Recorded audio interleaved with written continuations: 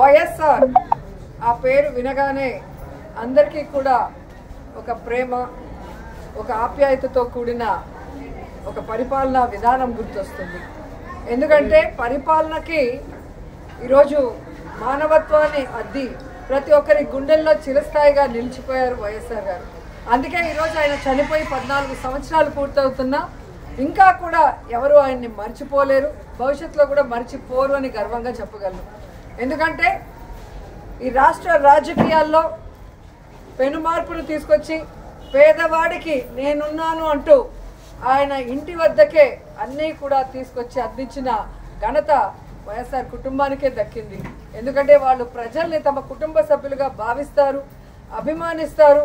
వారికి ఏదైనా అయితే అది తమకైనట్టుగా తల్లడిల్లిపోతారు. కాబట్టే ఆ కుటుంబం అంటే అందరికీ కూడా మక్కువ.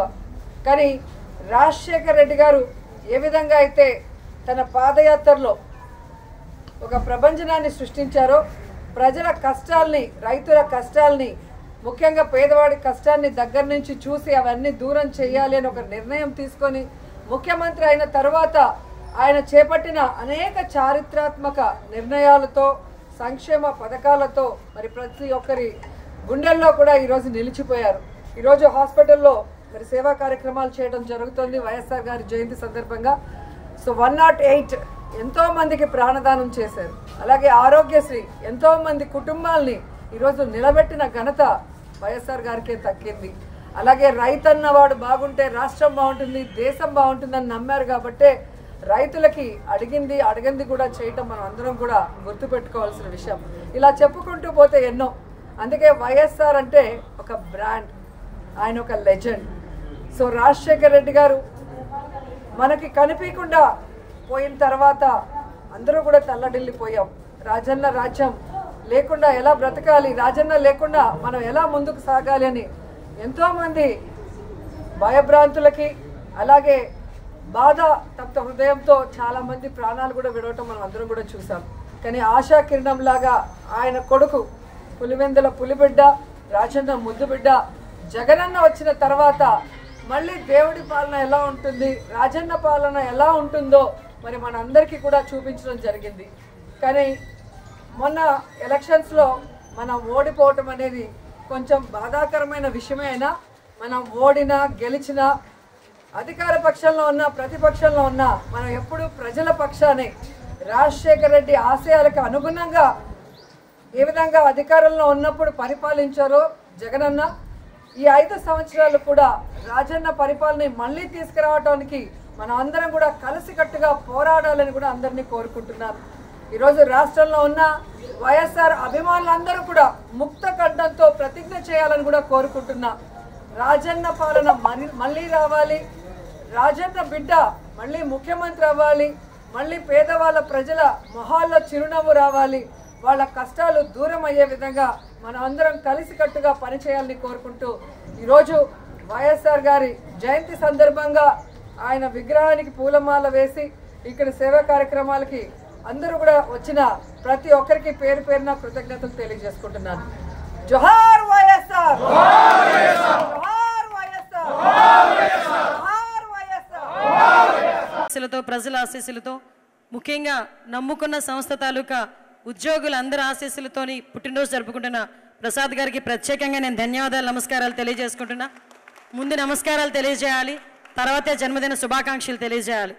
ముఖ్యంగా ఈ సందర్భంగా నేను ఇక్కడికి వచ్చిన తర్వాత ఒక కళామందిర్ 16th యానివర్సరీ సంథింగ్ అంతే అనుకున్నాను. కానీ ఇక్కడికి వచ్చిన తర్వాత అనిపించింది ఒక మంచి కార్యక్రమం మిస్ అయ్యేదాన్నేమో నేను రాకుండా ఉండుంటే అనిపించింది.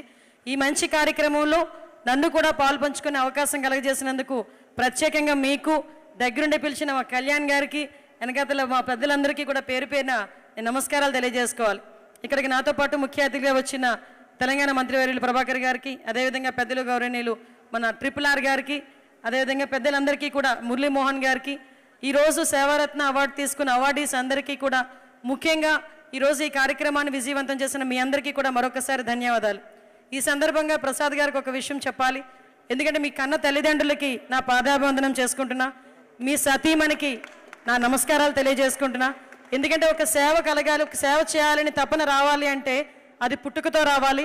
ఎందుకంటే ఎంతో సంపాదించినా కూడా బయటికి ఒక సేవ చేయడానికి రాని ఈ సిచ్యువేషన్స్లో ఒక కళామందిర్ ఏర్పాటు చేసుకొని సుమారుగా 3 రాష్ట్రాల్లో అనేక సంస్థలు ఏర్పాటు చేసుకొని 16 సంవత్సరాలుగా ఈ ఫౌండేషన్ మీ పుట్టినరోజు రోజు ఒక మంచి కార్యక్రమానికి శ్రీకారం చుట్టడం ఒక ఎత్తు అయితే సుమారుగా 6,000 మంది స్టాఫ్, ఇందాకే నేను అడిగా ఎంతమంది స్టాఫ్ మొత్తం అంతా అని, 6,000 మంది స్టాఫ్ పిల్లల్ని కూడా మీరు మీ సొంత బిడ్డల్లా చదివించుకునే పరిస్థితి, వాటికి సంబంధించి అమౌంట్ ఇచ్చే పరిస్థితి, ఇవన్నీ చూస్తూ ఉంటే అందుకే చెప్పాను మీ కన్న తల్లిదండ్రులకి పాదాభివందనం.